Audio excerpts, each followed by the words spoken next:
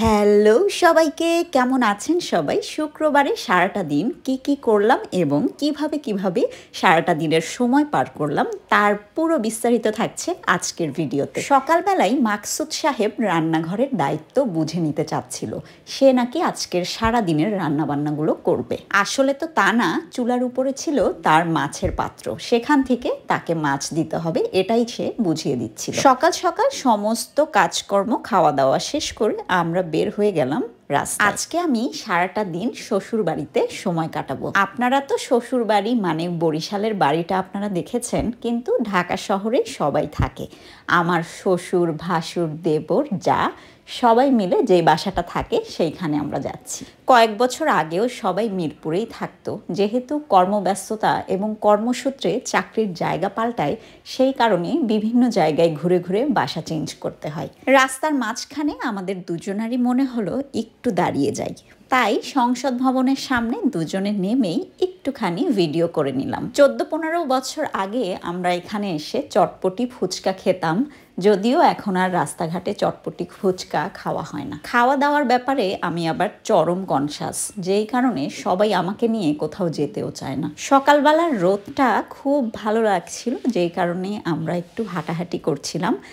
আর আমাদের হেলমেট যেহেতু বাইকের মধ্যে ঝুলানো ছিল, ওইখান থেকেই বারবার নজরদারি করছিলাম হেলমেট আবার হারিয়ে না যায়। কারণ খুব বেশি দিন হয়নি আমাদের দুজনারই হেলমেট বাইকের উপর থেকে চুরি হয়ে গিয়েছে। দেশের যতই উন্নয়ন হোক না কেন, চোরের মস্তিষ্কের কখনো উন্নয়ন হয় না। চোর সবসময় চুরি করেই যায়। ঢাকায় আসার পরে দুজনে মিলে কোথাও বের হওয়া হয়নি। আজকে ছোটোখাটো একটা ট্যুরও হয়ে গেল, সেই সাথে ফ্যামিলি গ্যাদারও হবে। আমাদের সবারই মন খুব ভালো লাগছিল। চলেন, অনেক তো হলো ফটোশ্যুট, এবারে শ্বশুরবাড়ির দিকে রওনা হই।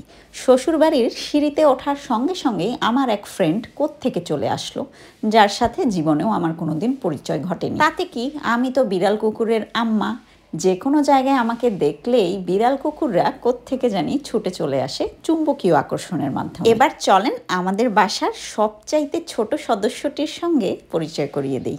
আমাদের এই ছোট্ট সদস্য এত মন কাড়া স্বভাবের, সবার কোলে কোলে যায় এবং সবার সাথে আনন্দে থাকে। আমি কিন্তু এই ছোট্ট সদস্যটির কাকিমা। সে কেবলই ঘুম থেকে উঠেছিল, যেই কারণে আমাকে দেখে একটু ভ্যাবাচাক্কা খেয়ে গেলেও পরবর্তীতে কিছু সময়ের মধ্যেই আমাকে আবার চিনে ফেলেছিল। সে খুবই মিশুক স্বভাবের বাচ্চা এবং কাকিমা, কাকা যাকেই দেখছিল তার কোলে গিয়েই খুব নিরিবিলিতে খেলা করছিল। আমাদের এই ছোট্ট সদস্যটি বাটুল এবং ম্যাক্সের ছোট্ট বোনু। এই ছোট্ট চুষ্নিটার নাম কি আমার জানা নেই, কিন্তু এই চুষ্নিটা মুখে দেওয়ার পরে ছোট্ট বাবুটার মুখের যা অঙ্গভঙ্গি হচ্ছিল তা দেখে আমার তো মনটাই ভরে যাচ্ছিল। বাটুল এবং ম্যাক্স ছোট্ট বনুটাকে পেলে নিশ্চয়ই অনেক অনেক আদর করত, কারণ এটা তাদের একমাত্র ছোট্ট বনু। বাসায় ছোট্ট একটি সদস্য থাকলে কিন্তু আনন্দে অনেকটা সময় কেটে যায়।